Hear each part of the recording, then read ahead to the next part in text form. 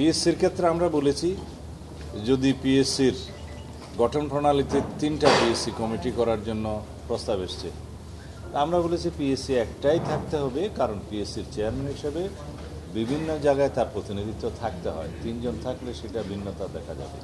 তবে যে সমস্ত ক্ষেত্রে দ্বিতীয় এবং তৃতীয় ভাগ করার জন্য, বিভাগ করার জন্য বলা হয়েছে, সেটা আলাদা উইং থাকতে পারে, যেমন স্বাস্থ্য উইং, এডুকেশন উইং, সেটা আলাদা থাকতে পারে। তবে চেয়ারম্যান একজন থাকা ঠিক হবে, সেটা আইনে নিয়ন্ত্রণ আনতে হবে।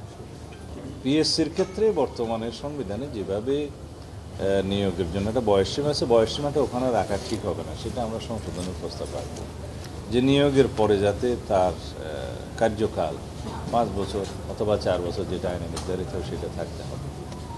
আর যোগ্যতা নির্ধারণের জন্য আইনে অবশ্যই সেটার যোগ্যতা নির্ধারণের জন্য আলাদা বিধান থাকতে হবে। তারপরে পিএসসির যে কোনো রকমের দুর্নীতি, জালিয়াতি, প্রশ্ন ফাঁস ইত্যাদি যে সমস্ত অভিযোগ অতীতে ছিল, সেগুলোর যথাযথ তদন্ত প্রক্রিয়ার জন্য একটা বিধান রাখতে হবে, এবং সেইগুলা নির্ধারণ করার পরে যারা সেই সমস্ত কর্মকাণ্ডের জন্য দায়ী, প্রচলিত আইনে তাদের বিচার এবং সাজা নিশ্চিত করতে হবে। এবং অন্যান্য আরও যদি কিছু সাজেশন থাকে যে রাষ্ট্রীয় এত বড় একটা প্রতিষ্ঠানের দায়িত্বে থাকার সত্ত্বেও এই সমস্ত বিশ্বাসভঙ্গ অথবা জালিয়াতির কারণে যদি কেউ দায়ী হয়, সেই ক্ষেত্রে আরও কি কি সাজার প্রভিশন রাখতে হবে সেটা থাকতে হবে। এই জাতীয় বিস্তারিত বিধান কখনোই সংবিধানে অন্তর্ভুক্ত করে আইনি কাঠামো নির্ধারণ করা যায় না। সংবিধানে থাকে শুধু নীতি এবং প্রিন্সিপালটা।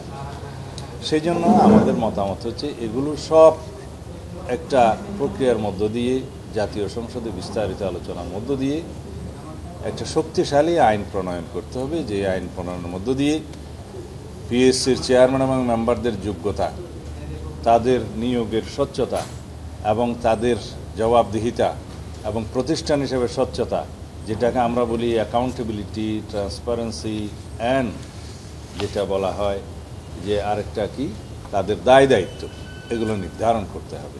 এবং আইনি প্রক্রিয়ার মধ্য দিয়ে সেই সমস্ত বিষয় যেগুলো বেরিয়ে আসবে তদন্ত করে তার জন্য জবাবদিহিতা এমনভাবে শক্তভাবে করা হবে যাতে ভবিষ্যতে এই সমস্ত বিষয় আর রিপিটেশন না হয়। মোরওভার, একটা বিষয় আপনারা সবাই জানেন, কোটা সিস্টেম এখন নাই, শুধু 7% আছে।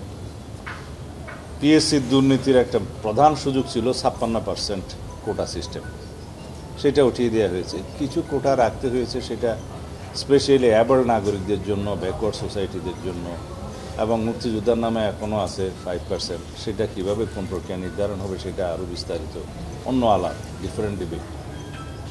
কিন্তু মূলত দুর্নীতিটা হওয়ার সুযোগ পেয়েছে 200 নম্বরের ভাইভা পরীক্ষা, 200 নম্বরের মৌখিক পরীক্ষার নম্বর রাখার কারণে।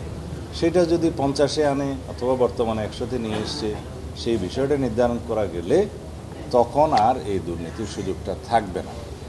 এবং ট্রান্সপারেন্টলি যদি পরীক্ষা নেওয়া হয়, রিটার্ন পরীক্ষা এবং অন্যান্য পরীক্ষা, তাহলে আর এই দুর্নীতির সুযোগ থাকবে না।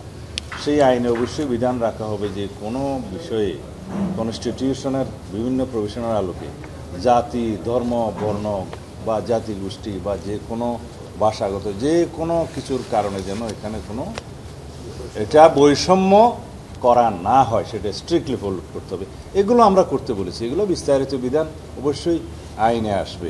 একই কথা আমার দুর্নীতি দমন কমিশনের ক্ষেত্রে এবং মহা হিসাব নিরীক্ষক ও নিয়ন্ত্রক, এটা আসলে কনস্টিটিউশনে থাকারই প্রয়োজন ছিল না, কিন্তু যেহেতু এটা কনস্টিটিউশনাল প্রভিশন আছে, সেটা সেভাবে থাক।